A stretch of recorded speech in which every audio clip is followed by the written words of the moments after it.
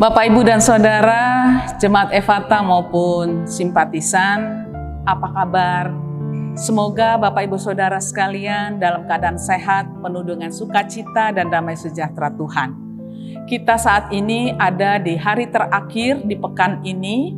Kita mau menyatakan syukur kita atas kasih dan penyertaan Tuhan sepanjang sepekan yang telah kita lalui.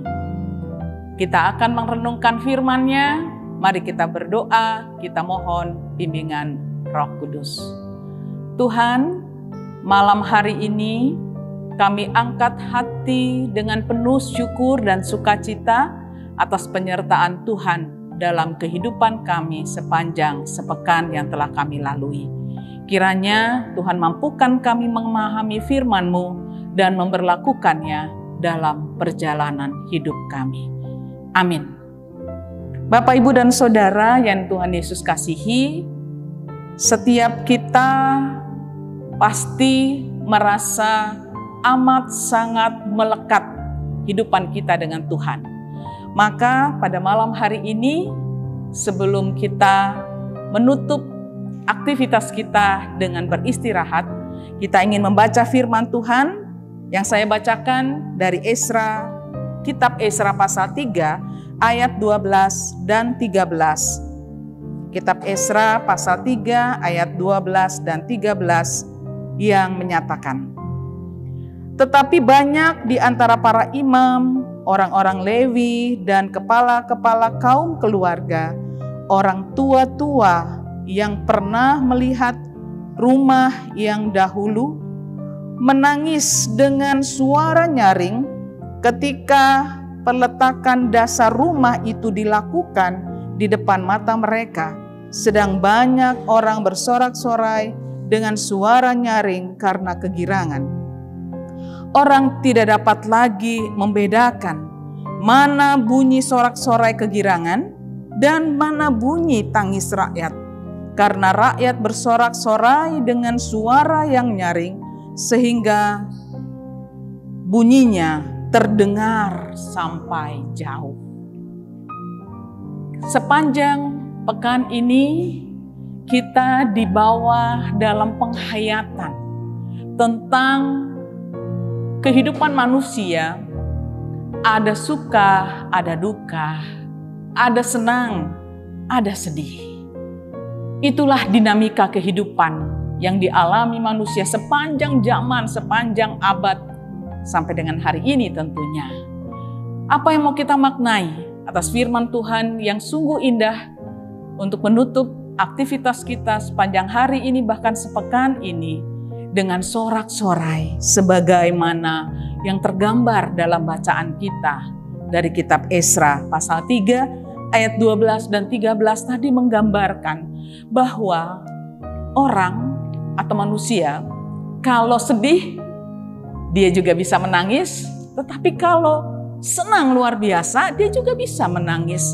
Terharu, sukacita itu digambarkan dengan kegirangan yang sedemikian rupa, tetapi kegirangan yang dialami oleh umat Tuhan pada masa di mana Esra dipakai Tuhan untuk membawa bangsa ini kembali kepada milik pusakanya. Sehingga kegembiraan terluap, saking gembiranya akhirnya mereka pun juga terharu sampai menangis. Dan suara mereka terdengar sampai jauh. Artinya mau menggambarkan apa? Luapan perasaan sukacita yang begitu dalam. Dan itu mereka ekspresikan sukacita itu bahkan juga dengan air mata. Bapak, Ibu, dan saya juga pasti pernah mengalami perasaan yang seperti itu. Sedemikian gembiranya kita sampai air mata pun juga tercurah. Karena perasaan hati yang bersyukur bahwa kegembiraan itu bukan sesuatu yang bisa kita raih dengan mudah. Tapi lewat perjuangan, bahkan perjuangan yang panjang, seperti yang tergambar dalam bacaan kita ini, bahwa ketika bangsa Israel Di situ juga di dalamnya bahkan ada para imam, orang-orang Lewi, kepala-kepala kaum keluarga, orang tua-tua yang pernah melihat rumah yang dahulu menangis dengan suara nyaring. Teringat mereka, para tua-tua ini yang melewati perjalanan atau pengalaman panjang 70 tahun melewati masa yang penuh dengan penderitaan sebagai orang buangan, sebagai orang asing di tanah orang lain. Penderitaan yang amat sangat mendalam.